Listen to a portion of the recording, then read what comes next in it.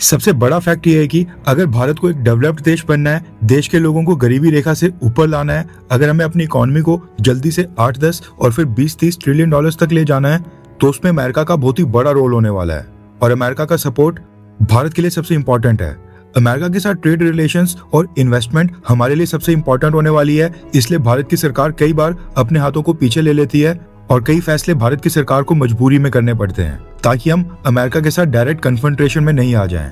लेकिन इसका ये मतलब नहीं है कि भारत के लोग अमेरिका के खिलाफ नाराजगी शो नहीं कर सकते हैं। भारत के लोगों ने अमेरिका के खिलाफ नाराजगी शो करने के लिए क्या स्टेप उठाया, भारत की स्पेस एजेंसी इसरो पिछले 2 सालों से कौन सी प्रॉब्लम फेस कर रही थी जो फाइनली हमारे साइंटिस्ट ने पकड़ ली है, और इंफ्रास्ट्रक्चर और कंस्ट्रक्शन ग्रोथ के मामले में भारत ने अमेरिका और चाइना के साथ कौन से लिस्ट में एंट्री मार ली है।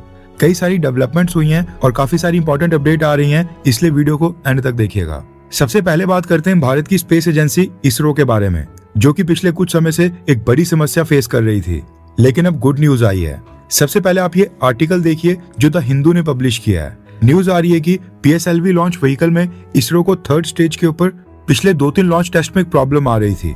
जैसे ही रॉकेट लॉन्च होने के बाद 3rd स्टेज में एंटर हो रहा था, उस समय इसमें कोई खराबी आ जाती थी और ऐसा बार बार हो रहा था। इस साल के स्टार्टिंग में 12 जनवरी को भी PSLV रॉकेट की मदद से स्ट्रेटेजिक और military surveillance satellite EOS N1 और उसके साथ 15 फॉरेन कंट्री की सैटेलाइट्स को भी स्पेस में भेजने की कोशिश की गई थी। लॉन्च के शुरुआती मिनट्स बिल्कुल ठीक थे, मगर तीसरी स्टेज के बर्न के समय रॉकेट में खराबी आ गई थी, जिसकी वजह से ये लॉन्च फेल हो गया था। सेम इसी तरह से पिछले साल मई 2025 में भी इसरो को कई सारी इंपॉर्टेंट सैटेलाइट्स को स्पेस में पहुंचाने का टास्क दिया गया था और तब भी PSLV रॉकेट 3rd स्टेज में खराबी का शिकार हो गया था। लगातार 2 मिशंस में लगभग एक जैसी स्टेम स्टेज के ऊपर प्रॉब्लम आई थी, जिसके बाद भारत सरकार ने एक हाई लेवल एक्सपर्ट कमेटी बनाई थी, जिसमें फॉर्मर प्रिंसिपल साइंटिफिक एडवाइजर के विजय राघवन और farmer ISRO chairman S Somnath sir जैसे सीनियर एक्सपर्ट्स को शामिल किया गया था। और कमेटी का काम था रॉकेट के हर एक पार्ट, कंपोनेंट, फ्लाइट के डेटा, टेलीमेट्री और फ्लाइट परफॉर्मेंस का गहरा एनालिसिस किया जाए और असली वजह यानी कि खराबी का रूट कॉज पता लगाया जाए। गुड न्यूज ये है कि इस कमेटी ने अपनी रिपोर्ट सबमिट कर दी है और खराबी का सोर्स आइडेंटिफाई कर लिया गया है। यूनियन मिनिस्टर जितेंद्र सिंह ने कंफर्मेशन देते हुए कहा कि PSLV रॉकेट में जो खराबी एनोमली आई थी उसका एग्जैक्ट रीजन पता चल गया है, लेकिन सिक्योरिटी और टेक्निकल रीजंस की वजह से हम पब्लिक प्लेटफॉर्म के ऊपर एग्जैक्ट रीजन शेयर नहीं कर सकते हैं। लेकिन सबसे इंपॉर्टेंट बात यह है कि ये टेक्निकल इशू की वजह से जो PSLV का लॉन्च 2 बार फेल हो गया था उसका सॉल्यूशन निकल गया है और इंजीनियर्स उसके ऊपर अपना काम कंप्लीट कर चुके हैं और जल्दी PSLV को लॉन्च पैड के ऊपर वापस लाया जाएगा। 1-2 फेलियर्स के बाद ही भारत के काफी लोगों ने इसरो की आलोचना करना स्टार्ट कर दिया था। उसकी वजह से भी इसरो काफी प्रेशर में था। आई होप कि इसरो ने जो प्रॉब्लम डिटेक्ट कर सॉल्यूशन निकाला है वो अगले लॉन्च में भी काम कर जाए, क्योंकि ये चीज तो अगले लॉन्च के समय पता चलेगी कि सॉल्यूशन ने 100% वर्क किया या फिर नहीं। इसके बाद हम बात करते हैं डोनाल्ड ट्रंप, अमेरिका और भारत के बारे में। आपको याद होगा कुछ दिन पहले US secretary of state Marco Rubio के भारत आने से पहले हमने आपको बताया था कि अमेरिका ने अपनी आजादी के 250 साल पूरे होने पर दिल्ली में जो US एम्बेसी है वहां पर ऑटो रिक्शा वालों को बुलाकर उनके ऊपर पोस्टर लगाए थे। पोस्टर में डोनाल्ड ट्रंप की फोटो और अमेरिका के झंडे के साथ एक मैसेज लिखा था, happy birthday America 250 years old. News आ रही है कि US एम्बेसी ने जिन भी ऑटो रिक्शास के ऊपर ये पोस्टर लगाए थे उन्होंने अमेरिका के विरोध में ये पोस्टर हटाना स्टार्ट कर दिया है। लिटरली रिक्शा ड्राइवर्स ये पोस्टर्स फाड़ रहे हैं और ये जो वीडियो अपनी स्क्रीन के ऊपर देख रहे हैं ये विजुअल्स दिल्ली से आ रहे हैं। रिसेंटली जो US नेवी के हमले में स्ट्रेट ऑफ हॉर्मुज के पास 3 इंडियंस की जान गई थी, ये पोस्टर्स उसी के प्रोटेस्ट में फाड़े जा रहे हैं। इसके साथ ही ऑटो रिक्शा ने अमेरिका के पोस्टर्स फाड़ने के साथ साथ दूसरे लोगों से भी अपील की है कि वो भी अमेरिका के पोस्टर्स ना लगाएं, क्योंकि वहाँ अमेरिका हमारे भारतीय भाइयों की जान ले रहा है और हम यहाँ पर उसके देश के पोस्टर्स अपने ऑटो रिक्शा के ऊपर कैसे लगा सकते हैं। स्टेट ऑफ हॉर्मुज इंसिडेंट में जो 3 इंडियंस की जान गई है उसको लेकर भारत की सरकार अभी भी स्ट्रेटेजिक पेशेंस दिखा रही है। लॉन्ग टर्म आउटकम्स के ऊपर फोकस करते हुए हमारी सरकार ने जल्दबाजी में ऐसा कोई भी स्टेप नहीं उठाया है जिससे भारत और अमेरिका के बीच टकराव बढ़े, लेकिन लोगों के बीच अमेरिका के प्रति नफरत और गुस्सा बढ़ते दिखाई दे रहा है। अब हो भी क्यों ना, अभी कुछ ही घंटे पहले अमेरिका ने फिर से भारत के ऊपर दबाव डालने की कोशिश की है। विदेश मंत्री जयशंकर सर और US secretary of state Marco Rubio के बीच जो टेलीफोनिक कन्वर्सेशन हुई थी उसको लेकर व्हाइट हाउस ने एक प्रेस रिलीज जारी की है। उस प्रेस रिलीज में इंडियंस की जान जाने के ऊपर रिग्रेट, दुख या खेद प्रकट करना तो दूर की बात है। मार्को रूबियो ने इंडियन शिप्स के ऊपर हुए हमलों के लिए कहा है कि सभी कमर्शियल शिप्स को यूएस फोर्सेस के ऑर्डर्स मानने पड़ेंगे और इमीडिएटली उनके साथ कंप्लाइंस शो करनी होगी। वो रीजन में पीस और सिक्योरिटी सुनिश्चित करने के लिए ऐसा कर रहे हैं। यूएस नेवी के ब्लॉकेड की वायलेशन करना और ईरानियन ऑयल को ट्रांसपोर्ट करने की कोशिश करना, इनको अमेरिका कभी भी बर्दाश्त नहीं करेगा, ये कहना है मार्को रूबियो का।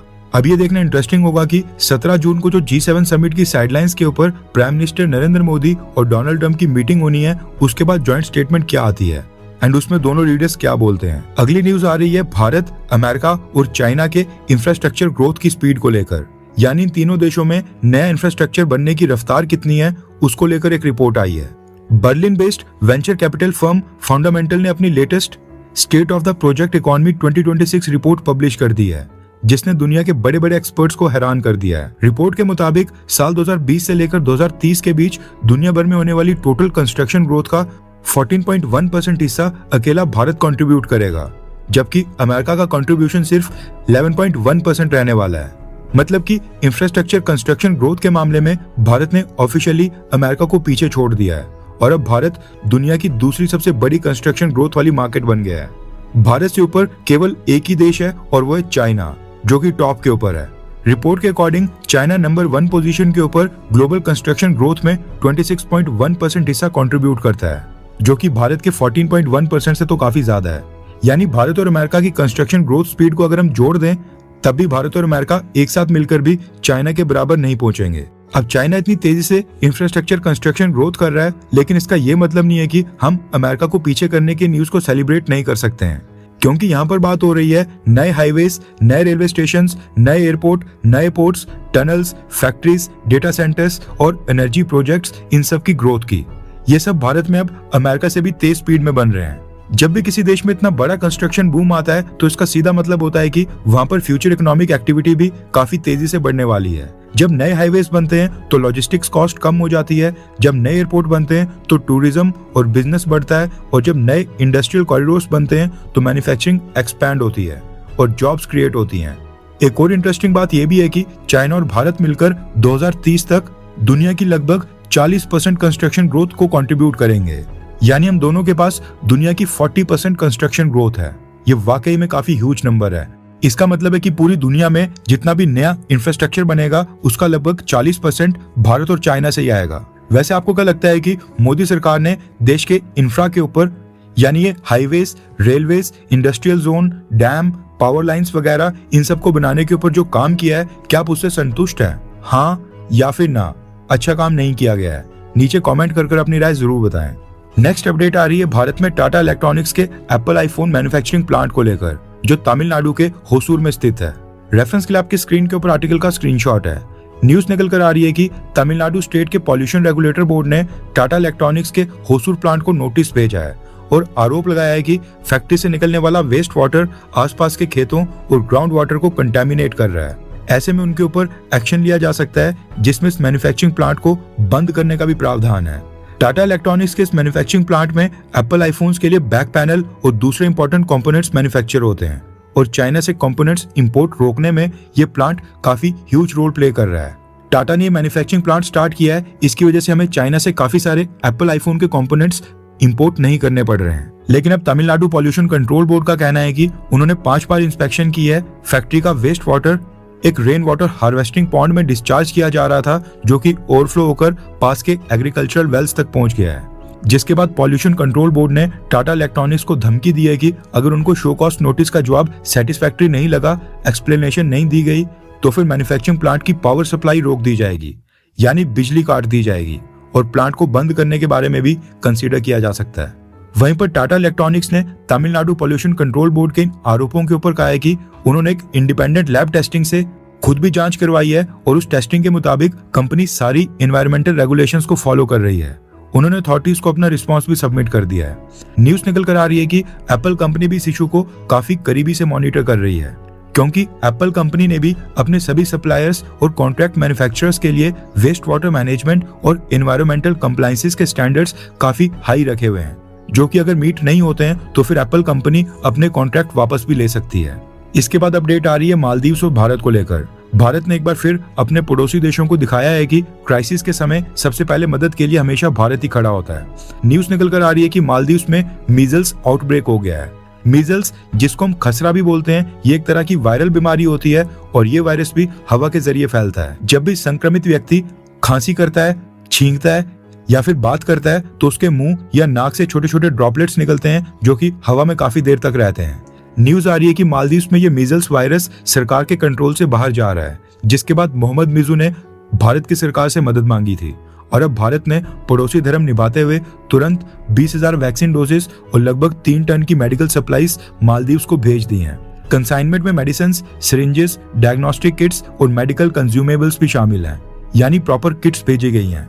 अगली अपडेट आ रही है भारत के पड़ोस में स्थित बांग्लादेश से। न्यूज निकल कर आ रही है कि बांग्लादेश के प्राइम मिनिस्टर तारिक रहमान ने अपनी पहली फॉरेन विजिट के लिए एट द एंड चाइना को भी सिलेक्ट कर दिया है। बांग्लादेश की सरकार ने पहले बताया था कि तारिक रहमान 21 जून को मलेशिया जा रहा है। ऐसे में माना जा रहा था कि तारिक रहमान भारत, चाइना या पाकिस्तान को अवॉइड कर मलेशिया को सिलेक्ट कर रहा है और ये काफी अच्छा साइन है कि बांग्लादेश की नई गवर्नमेंट भारत को नाराज नहीं करना चाहती है। इसलिए अगर भारत नहीं आए तो एटलीस्ट तारिक रहमान चाइना तो नहीं जा रहा है या फिर पाकिस्तान का दौरा तो नहीं कर रहा है। मगर अब न्यूज आ रही है कि तारिक रहमान ने अपनी पहली इंटरनेशनल विजिट के ऊपर मलेशिया और चाइना, इन दोनों देशों को क्लब कर दिया है। 21 से 22 जून को तारिक रहमान मलेशिया जाएगा और फिर वहां से ये फ्लाई कर 23 जून को चाइना जाकर शी जिनपिंग के साथ मीटिंग करेगा।